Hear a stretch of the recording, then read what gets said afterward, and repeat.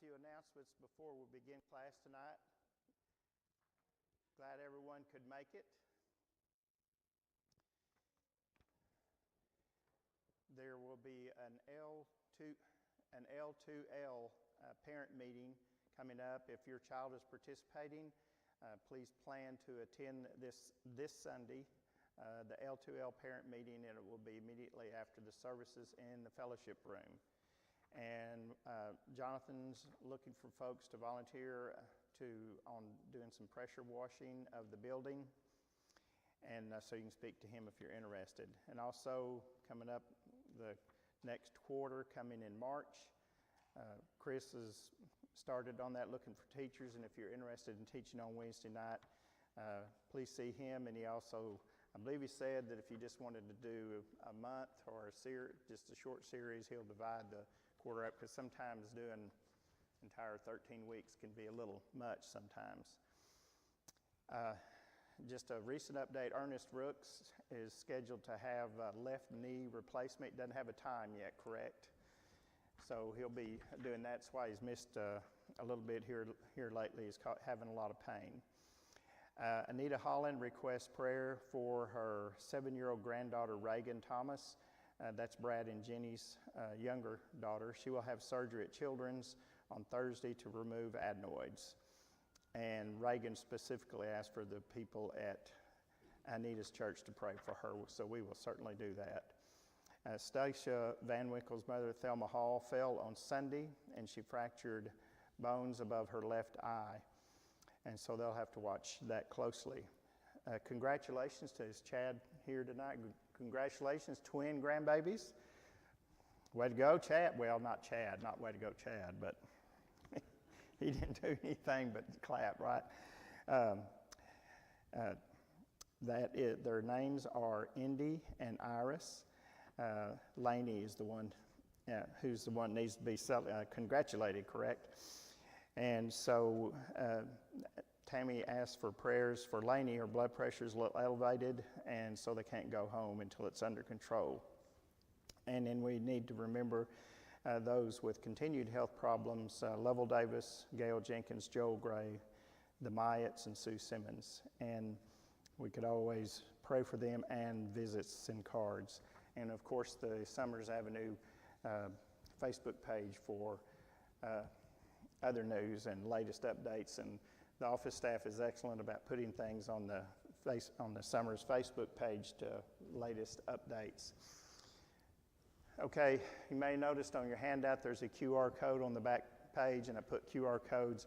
I'm really kind of struggled on the best way to present Proverbs. In case you hadn't noticed, I've done 3 classes in 3 different ways. So I'll get it. By the time the last one's here, I'll get it. But anyway, so I know a lot of folks are using their electronic devices. I like to use my tablet, and so the QR code will take you directly to the notes. And I send the link out in the email that goes out too. So I'm trying to make it available as many ways as possible. Everybody's got their own way of doing things. So, and remember, for our folks that are listening online, I'll try to summarize any comments. Mike and Mary Hughes routinely tune in. Barbara Cloninger, who used to worship with us, who's now at Levy after Tom died. And then Robert, I almost said Rye, I'm not sure. Robert and Judy DeMoss, and then I know Linda Gann tunes in. And so we appreciate all of you guys that tune in and listen to us. Now, I was told also that last week, for those who are tuning in, there was a little bit of sound issue with the YouTube channel. So if you're on the YouTube channel and and it's not volume, you can send me a message through I'm watching the YouTube channel, and I'll pass it on to Tim back there, and he'll work on it. So the 5th lesson, words in the tongue and the scoffer. Last week I introduced this with some people to use a glue stick instead of a chapstick, and no truer words have ever been spoken. And I know some of us who have a chatty child would like to use glue stick on them sometimes. Not that I've ever been there, but I know that some people have. But anyway, I put about 62 Proverbs in this category, You go through Proverbs, you'll come up with your own list. Everybody's a little bit different. Our speech reveals so much about us. Some of it we're aware of, some of it is intentional, and some of it just is. We can identify if someone's from the north versus someone from the south or the east or even the northwest, or someone overseas whose English is their second language. It identifies a lot about them as far as where they're from, what their background might be. I spent 4 years in the UK as a child, and their English isn't anything like our English.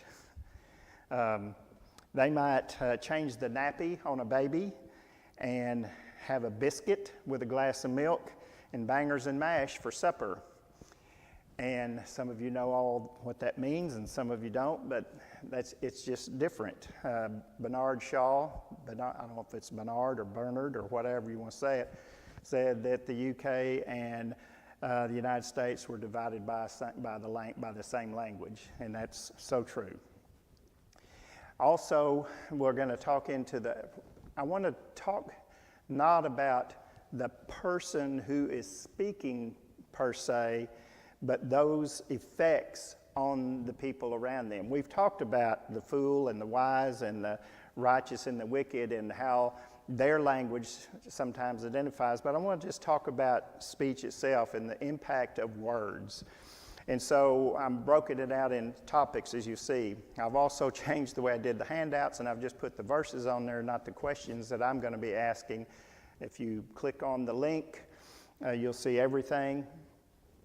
But I thought it'd be easier for those who like to use handouts. They can just follow the handout, and the scriptures are there, and then they can the questions will come along. So the first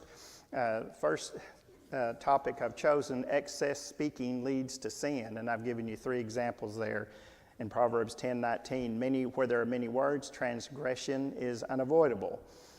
10:19. Oh, I've listed it 3 times. Sorry, my mistake.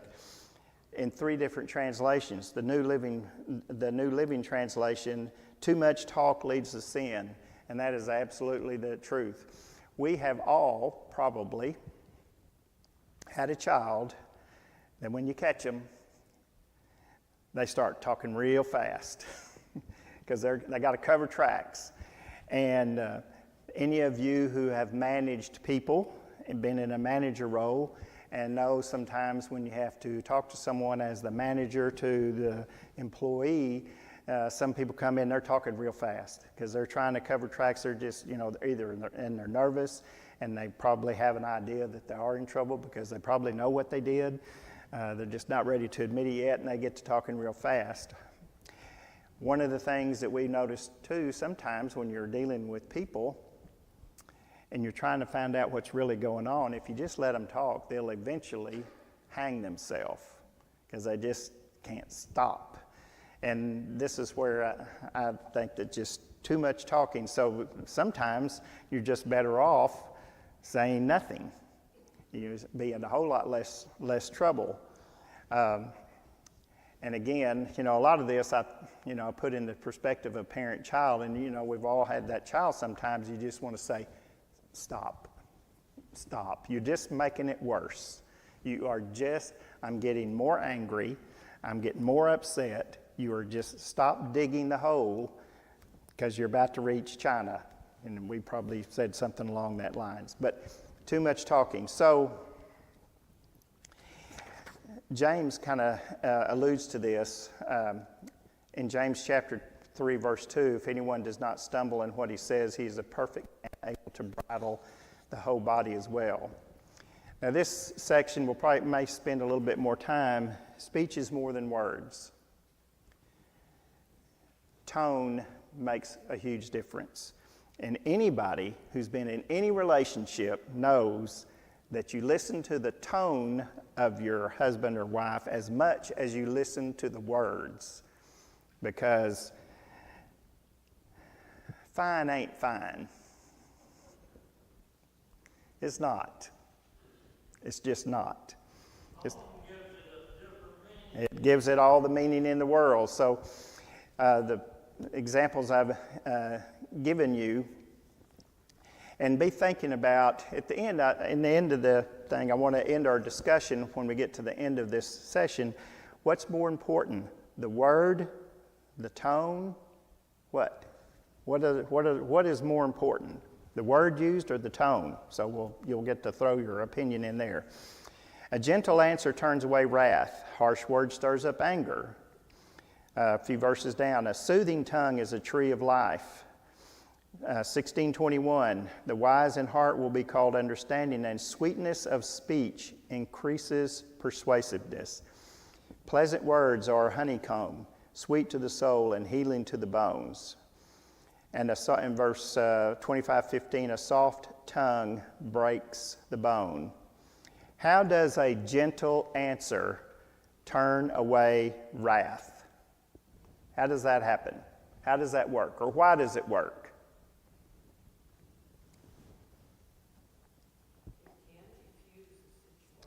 It can.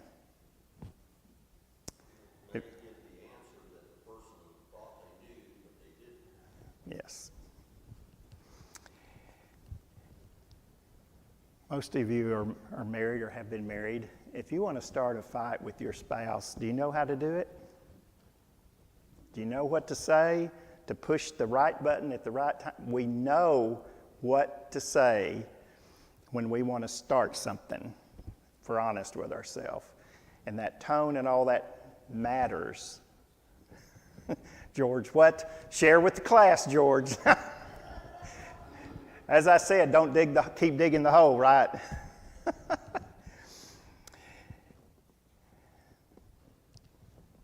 Reducing the tone, softening the voice, just lowers the temperature. There's a self-defense guy I follow, and he teaches you, it's not about how to beat someone in a fight, it's how to avoid trouble. That's one of the things he talks about. He's been in the military. He says when you get caught in a situation and someone's very upset and you feel threatened, the tone that you use or to distract them can mean all the difference between you getting punched in the face or knifed or shot or whatever and walking away. And he was talking about even if you think you could take this guy, which is dumb, he says, is it worth going to jail for that? You have to determine. And this was a big guy. He was 6'3", 6'4". He was well built. He could handle himself. But he said the best defense is to walk away. There's just no need. And he talked about using your voice to control that situation. If we want to influence someone, do we come in real loud or do we come in with a soft voice? I bet you heard that, didn't you? Yeah. This is true. This is true. There are those, yes.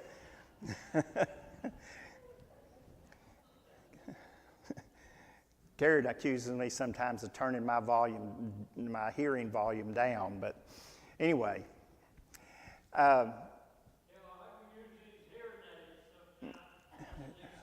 You just turn it off or the battery's dead? Yeah. Yes. But how we approach someone, if we want to convince them to participate in whatever, to encourage them in some way, or if we're talking to someone about their soul, very important topic, how we approach and the tone of voice that we use means all the difference in the world. It means everything in how we do that. If they're upset, we've probably all been in those situations where we were trying to talk to someone about their spiritual condition, and things can get pretty heated. And there's a history professor at UCA that says there's been more people killed in the name of God than for any other reason, and he's probably correct, because that's the best excuse you can have to kill someone is God's on my side. And so we've been in those situations. Then then one of the Proverbs says a soft voice breaks bones. Now, how does that happen? Seems like if someone's being aggressive with us and they're coming at us and they're being aggressive and threatening even, that how can a soft voice break bones? How does that happen? What does that do to a person? Hello?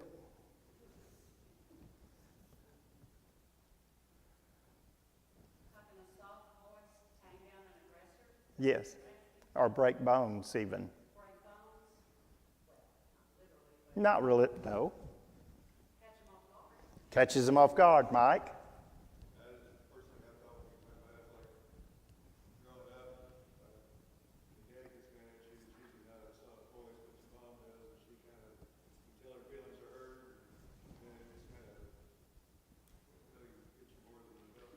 Yeah. You kind of want to say, just beat me and let's get it over with. Yes.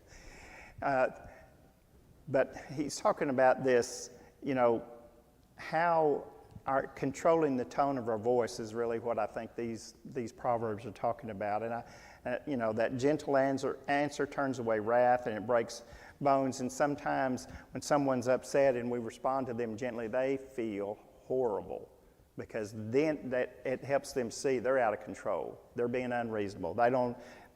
This situation does not merit them acting that way, and they feel terrible. And I'm not saying that to be manipulative, to manipulate the situation. Yes, it does catch them off guard.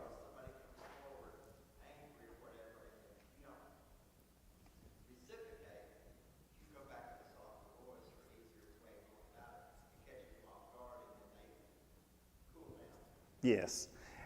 If they're spoiled for a fight and we don't give them one, it kind of leaves them hanging, doesn't it?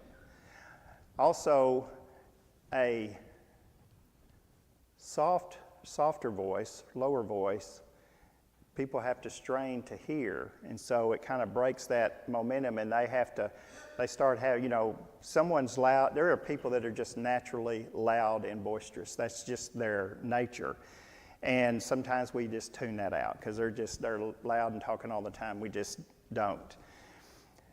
But a softer voice, a lower voice that sometimes people might have to strain to hear, it kind of breaks momentum and they got to strain to understand, and they're listening more because the voice may be a little harder to hear. Anyway, a couple of the Truth for Today commentary, he made an interesting statement on 15:4 that a soothing tongue is a tree of life, but a perversion and it crushes the spirit. He said that verse is it challenges the wise to be motivated to reach out to those crushed by evil words. That if we see someone who has, and we've seen cases where someone can just be destroyed by things that are said to them. And we've seen this, the bully situations in schools and even in work situations. I've seen adults gang up on someone and just beat them down just by the things they say. They didn't lay a hand on them, but just the way that they're treated and the things that are said to them.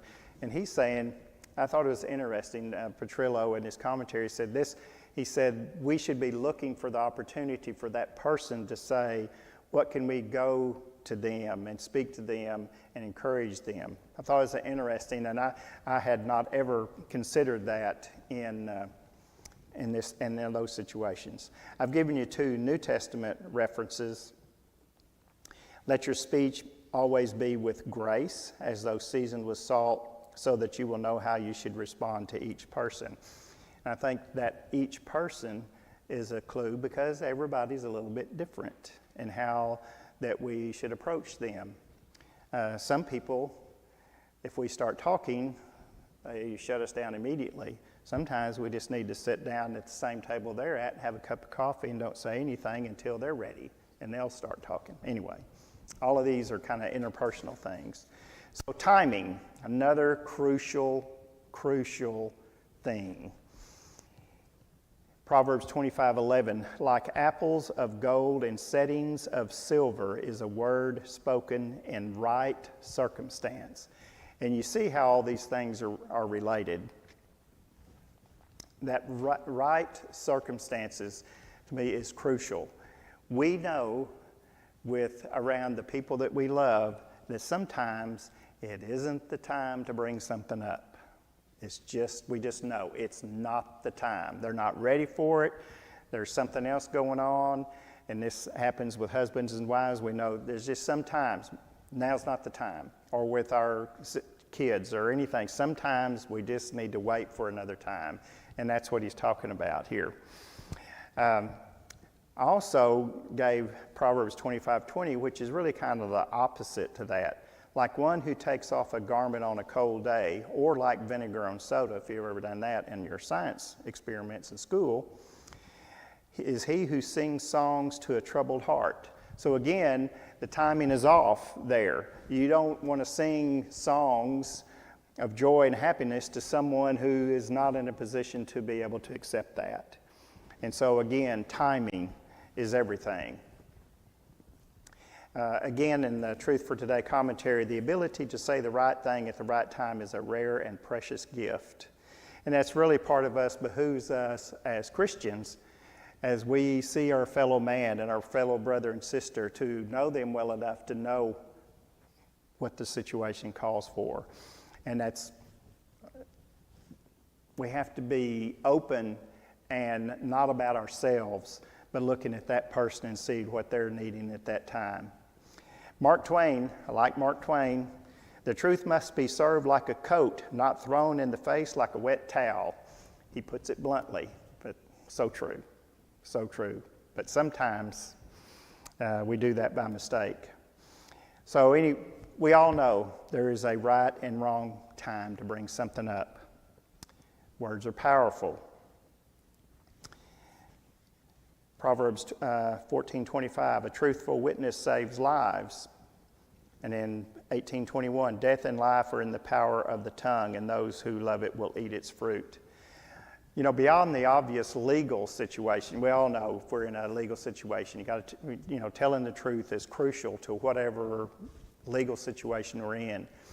But how is truthfulness the power of life and death? How is that? Is that a literal thing? Is that a spiritual thing? What is it?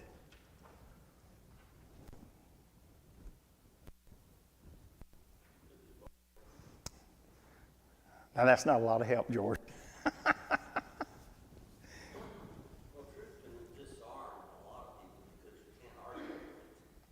Well, you can, but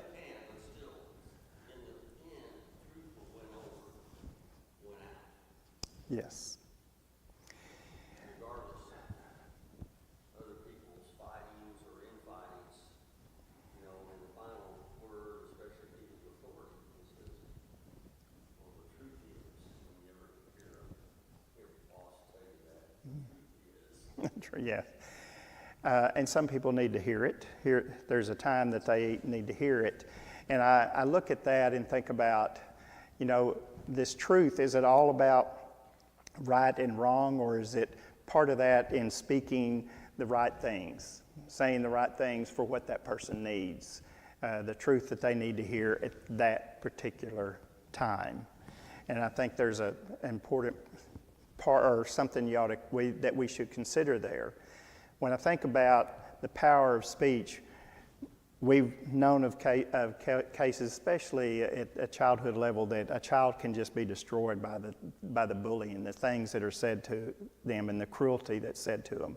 We may have seen that in our own families, or known of that to happen. It can change the course of a person's life, how we encourage them, how we react to them, the things that are said to them. They are powerful, and we should never underestimate the power of our speech in the conversation that we have. Is it just the physical, or is it spiritual? Is there a spiritual component to that too? I hate to admit it, but I agree with Vanessa.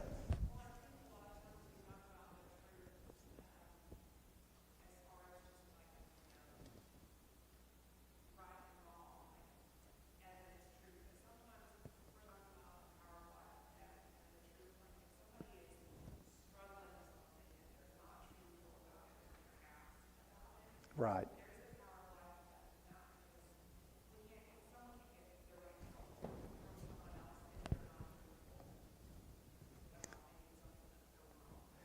That is exactly right, and that can lead them to a physical death if they don't tell the truth about their situation.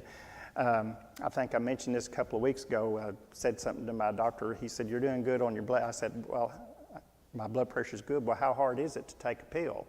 He said, "Well, about 30 to 35% of my patients tell me they take the pill, but they don't."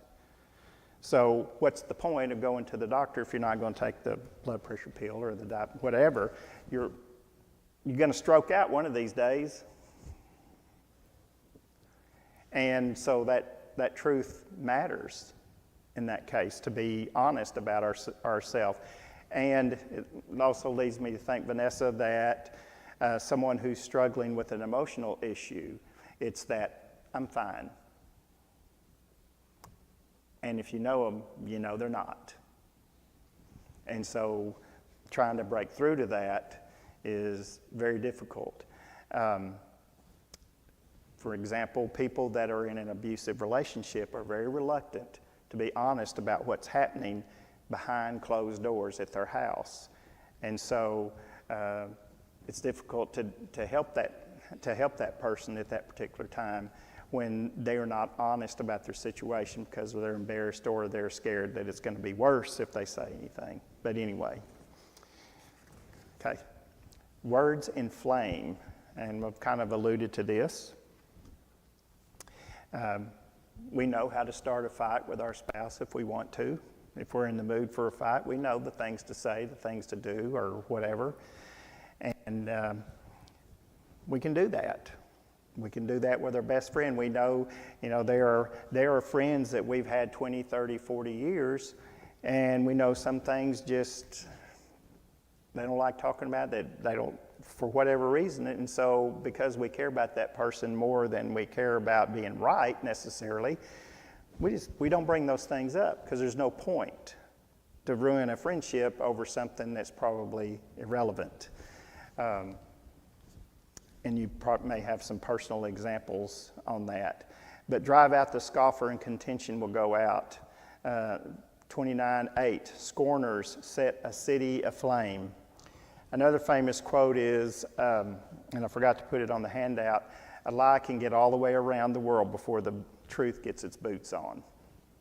Because it's more fun, usually, to tell an inflammatory story than it is the boring truth. In work situations,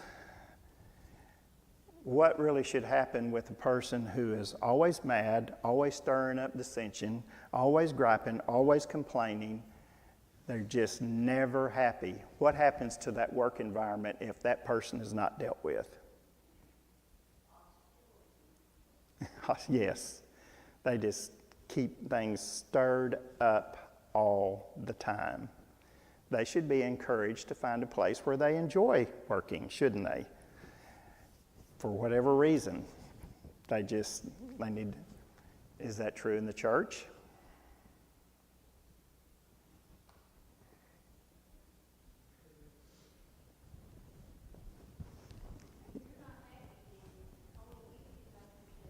Yes.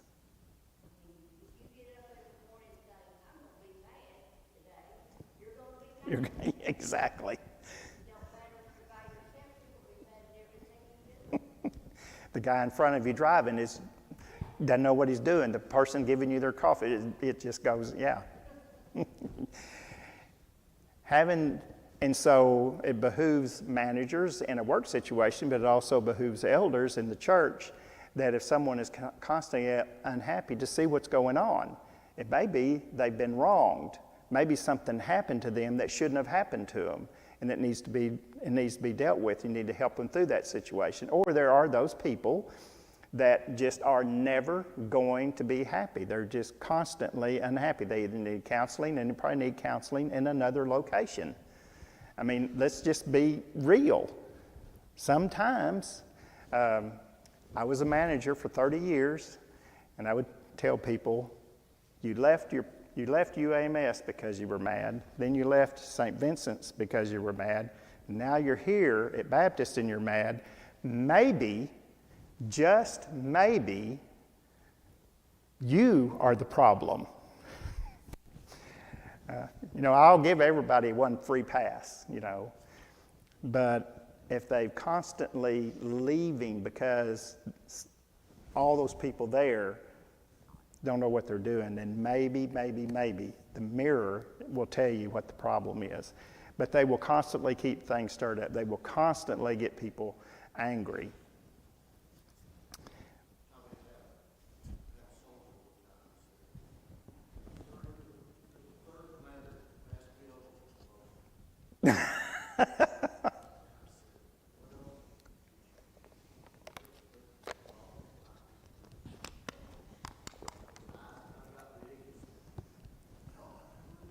Never. Well, maybe that enlightenment helped him. Yeah, it's true. It's true. People hop congregations. They may go to 7 or 10 congregations in their lifetime because they're unhappy at each congregation, and unfortunately, that does happen. It does. Lynetta?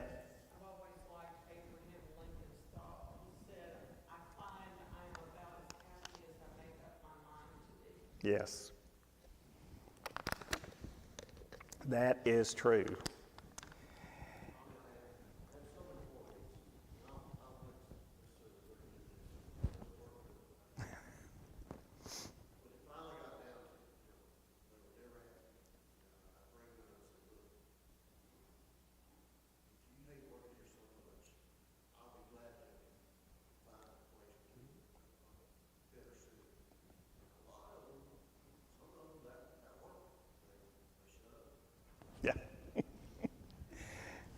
Yeah, it's hard to know what makes people tick, right?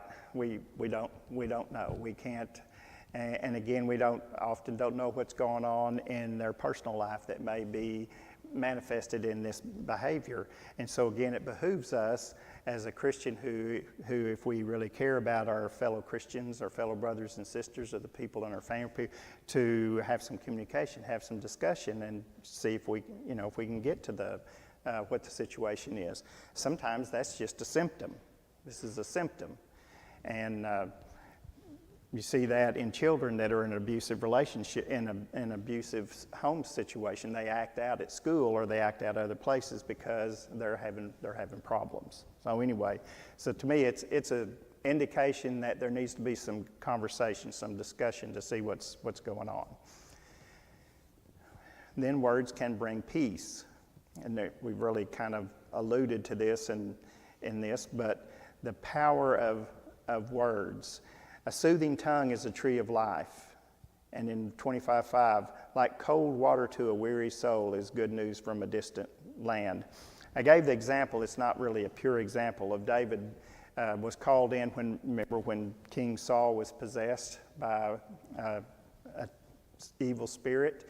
And he was brought in to play the harp. I'm not sure that he sang, I don't think he did, but he was brought in to play the music because he was very talented, because it would ease him. And the conversation with someone who is a troubled soul, just to sit and listen to them and have quiet conversation, will sometimes help them just see their own way out of the situation. And it really, to me, leads to the other part. Next part, silence is golden. A man of understanding, Proverbs 11:12, he who despises his neighbor lacks sense, but a man of understanding keeps silent. And in 13:3, the one who guards his mouth preserves his life. The one who opens wide his lips comes to ruin. Even a fool, when he keeps silent, this is one of my favorites. Even a fool, when he keeps silent, is considered wise. When he closes his lips, he is considered prudent. And the other part of that, or you could open your mouth and remove all doubt, right? And so a 13th century Persian poet said, the quieter you become, the more you are able to hear. And I think that goes along with that. And so when we're in relationships with people, friendships, or in our family, or whatever it is, oftentimes the less said, the better, right? And to listen to what's going on and to know that there's something going on just because we're listening and taking in the entire conversation. Now, you've all heard the joke that the wife says to the husband, "You're not even listening to me," and the husband goes, "Well, that's a funny way to start the conversation."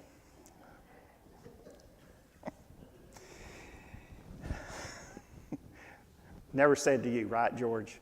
Never. Picking on George. What about you, David? No one's biting. Okay. Yes, sir. You do. Yeah, there you go.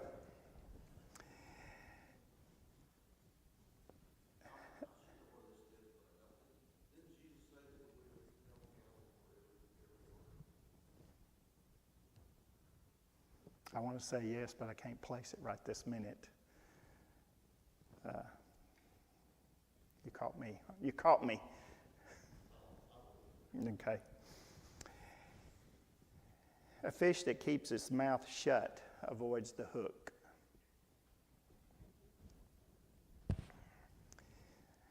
Sometimes it's just better off in any situation to just not say anything because they wonder what you're thinking, what you're up to. Karen had an uncle that he was a mess, but when he did say something, it was hilarious. But people would say, "Well, Henry, why don't you say more?" And he says, "Well, I don't say much, but I think a lot."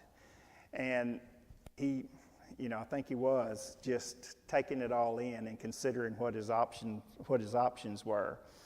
A person who doesn't think before speaking is notoriously going to get themselves in trouble, right? We've all seen that, and we've all been guilty of speaking when we should have not been speaking, and we've all been there. When the timing's off, the tone is off, whatever it is, and so all that aside, words are powerful. The tone of our speech, it adds or can detract from what the message. James 1:19, "This you know, my beloved brethren, everyone must be quick to hear, slow to speak, and slow to anger, for the anger of man does not achieve the righteousness of God." I think he's saying that about listening and being slow to speak helps us control our anger and our just getting riled up about anything. So now, David, read it for us. Get your eyes on. I tell you that on the day of judgment, people will give account for every face careless word they speak, for by your words you will be justified, and by your words you will be condemned. Excellent. That was the one you was thinking of. Oh, okay. That is so true. Now, what is most important? The actual verbiage that we use, the words, the timing, or the tone? Larry. Mm-hmm.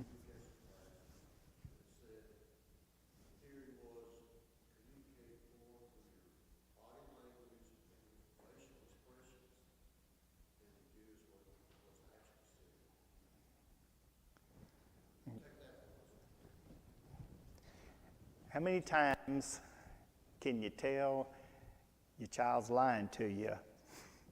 By the fidgeting, the high voice, the fast talking. Do not go along with the words that they are using because they don't match up. So what should we, when we think about speaking to someone, let's put aside a tense situation just in everyday conversation. Are the words that we choose most important, or is the tone the most important, do you think? We're leaning towards tone? I think so. In a tense situation, is the verbiage that we use, or the tone, or what? What is it? What? Or just not say, sometimes that, yes, just not saying anything. And so I think part of what we ought to get out of these verses is not so much considering the words, the verbiage. We can use, $2 words, as my father-in-law used to say, or we can just use plain old everyday Southern. That's not as important as the tone that we use. And Sometimes the tone is so bad you don't even hear it. true. So, The crassness of it. oh, right, yes, I got you. It took me a minute to go figure out where you were going. Yes, that tone can just end the conversation. And we've seen people like that as soon as they start talking, everybody just kind of filters away because they don't want to hear it, just because they may have the most intelligent thing to say at that particular time, but the tone and the way that they say those things and sometimes the timing just turns people off. They just don't want to hear it, even if whatever they're saying is correct. And the communication classes, George? Well, this armor just have, when they finally take a breath, it says, all right, I understand you, right, this is what you're saying. And we kind of repeat it and see if we get the same response back. Yeah, that's a good way to put that, Melba. Say that again louder. I like that. I don't know what you said, but this is what I heard. Okay, I like that. Feel free to use Thank you. Just give you credit for it, right? According to Melba, yes.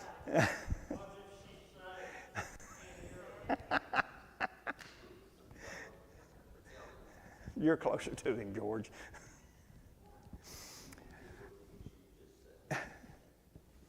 This is, now I'm messed up. Okay, I'm going to try one more time, Melba. Are you just messing with me, Bill? He is. I'm going to get him. Oh, okay. You liked it? You're okay with it. So you got one fan there, yes. Okay. Next week, we'll be talking about the diligent and the sluggard, and poverty, wealth, and greed. And those kind of go hand in hand, don't they? And business plans and security and alcohol, drinking. So we'll cover a lot of topics next week. But as you can see, all these are so interrelated. So we'll just try to approach and draw out what's specific to that. I really appreciate the comments and people chiming in with their thoughts on that. It helps the class be a good class. So we're going to get out a minute or two early. Thank you.